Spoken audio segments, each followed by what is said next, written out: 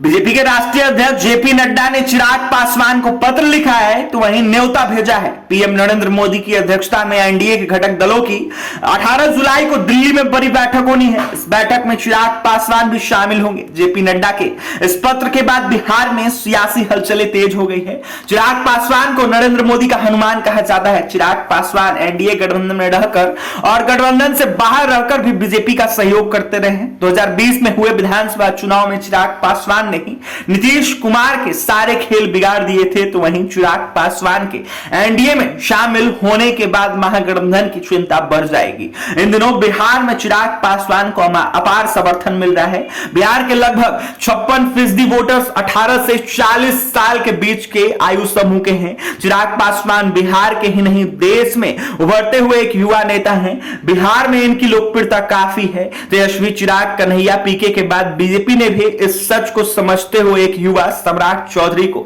राज की कमान सौंपी है। नीतीश कुमार के बाद बिहार को एक युवा मुख्यमंत्री मिले तो कोई आश्चर्य नहीं होना चाहिए। चिराग पासवान की पार्टी की पकड़ सभी जातियों में है। बिहार में काफी पकड़ है। चिराग को सभी जाति के लोग पसंद करते हैं। देखा जाए तो चिराग पासवान कहीं ना कहीं एक युवा नेता में से बेहतर युवा नेता कह सकते हैं उनको। तो वहीं 2020 विधानसभा चुनाव में चिराग पासवान ने 135 सीटों पर चुनाव लड़ने का फैसला किया था और ज्यादातर ऐसी सीटों पर उम्मीदवार दिए थे जहां से जदयू के उम्मीदवार मैदान में थे। हालांकि यह भी कहा गया है कि वे यह सब बीजेपी के इशारों पर कर रहे थे। नतीजा यह हुआ कि करीब 6% वोट पाकर खुद की पार्टी को तो नहीं जिता पाए, तो वहीं नहीं जीत दिला पाए, लेकिन जदयू की सीटों की संख्या पिछले चुनाव के मुकाबले 28 कम करने में वे सफल रहे। जदयू 43 सीटों पर ही जीत सकी। चिराग के इन कहीं ना कहीं देखा जाए तो कारनामों को लेकर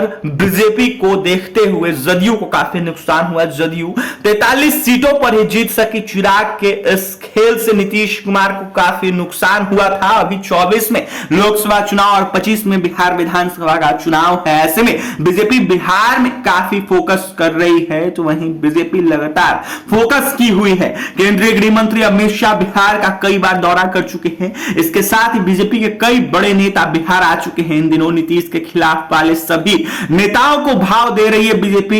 इसमें उपेंद्र कुशवाहा, जीतनराम मांझी, आरसीपी सिंह, मुकेश सहनी, चिराग भी शामिल है। बीजेपी को चिराग से ज्यादा उम्मीद है। बीजेपी चिराग का कारामात जो है 2020 चुनाव में देख चुकी है। तो वहीं 24 और 25 चुनाव में बीजेपी चिराग को पिछली बार से ज्यादा सीटें दे सकती है। बीजेपी नीतीश कुमार को पूरी तरह से डैमेज करना चाहती है। तो वहीं इसके लिए बीजेपी एक बार फिर चिराग पासवान पर भरोसा करेगी। बिहार की राजनीति को चिराग पासवान अच्छे से समझते हैं। चिराग पासवान लगातार बिहार के सभी जिलों में दौरा कर रहे हैं। तो वहीं एक से सीटों पर जीत की समीकरण तैयार कर रहे हैं। चिराग के इस समीकरण से बीजेपी को काफी लाभ मिलेगा। चुनावी मैदान में महागठबंधन के खिलाफ चिराग पासवान ऐसे उम्मीदवार को उतारेंगे जो महागठबंधन को मात दे सके। तो वहीं बिहार की राजनीति में चिराग पासवान से अनुभव से कहीं ना कहीं देखा जाए तो चिराग पासवान के अनुभव से बीजेपी की सीट शेयरिंग जीत के लिहाज से महत्वपूर्ण होगा। तो वहीं चिराग पासवान सीएम नीतीश कुमार को एक बार फिर पटकनी दे चुके हैं। तो वहीं इस बार भी